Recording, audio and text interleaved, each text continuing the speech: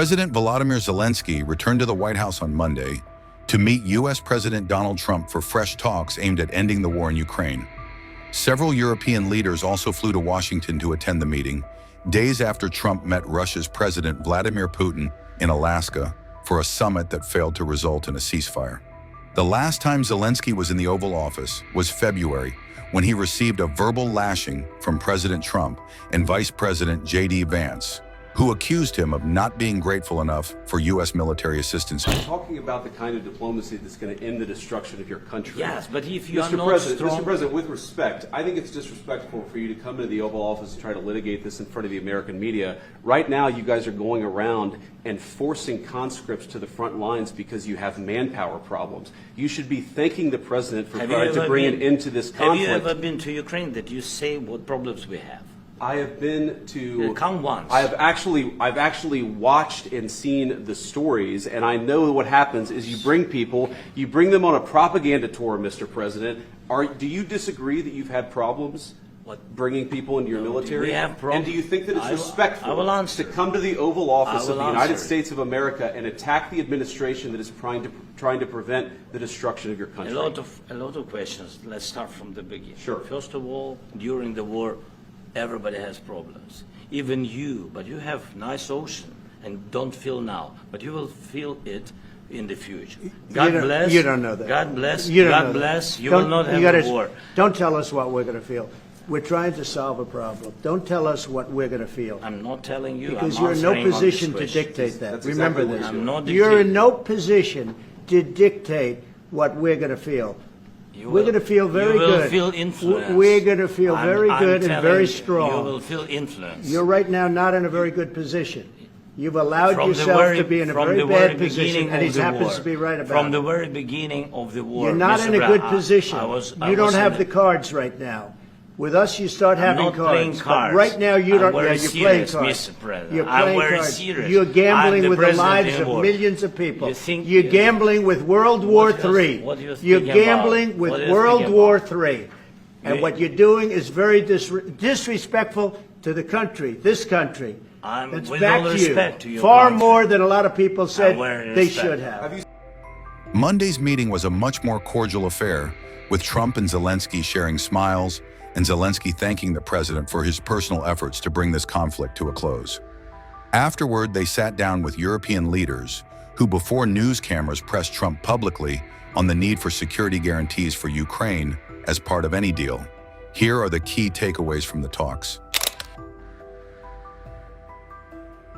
Following the summit, Trump posted on Truth Social that he had called Putin to begin arranging talks between the Russian leader and Zelensky.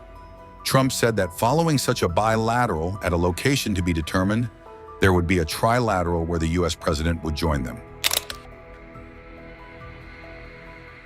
President Trump on Monday said the United States will be involved in security assistance for Ukraine, but did not elaborate on what exactly that would look like or give any specifics. We haven't done anything on that yet. If you look back and you go back long before President Putin, it was always a statement that they would never allow Ukraine into NATO. So that was a statement that was made, but we haven't discussed any of that yet. We're going to be discussing it today, but we will give them very good protection, very good security. That's part of it. And the people that are waiting for us, I think they're very like-minded. They want to help out all. After previously pushing for a ceasefire and threatening severe consequences for Russia if Putin did not stop the war, President Trump appeared to back off that demand. "I don't think you need a ceasefire," he said in the Oval Office. "I know that it might be good to have, but I can also understand strategically, like, well, you know, one country or the other wouldn't want it." I don't think you need a ceasefire. You know, if you look at the 6 deals that I settled this year, they were all at war. I didn't do any ceasefires. And I know that it might be good to have, but I can also understand strategically why, well, you know, one country or the other wouldn't want it. You have a ceasefire and they rebuild and rebuild and rebuild, and, you know, maybe they don't want that.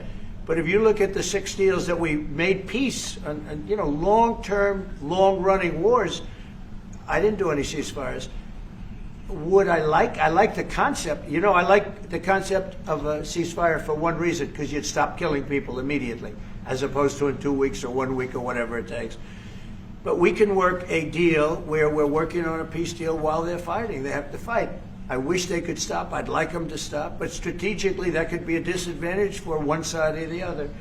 But all of these deals I made without even the mention of the words ceasefire.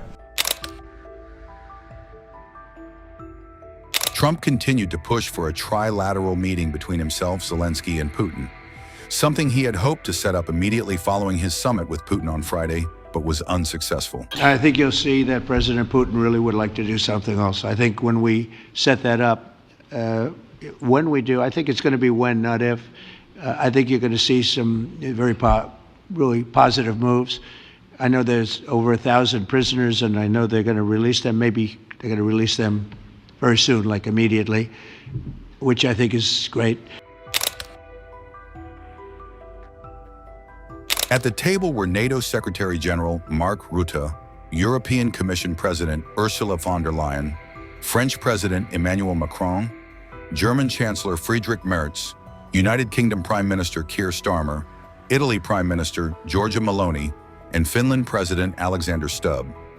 Nearly all the leaders stressed the need for security guarantees for Ukraine, with several saying it should look similar to Article 5 obligations.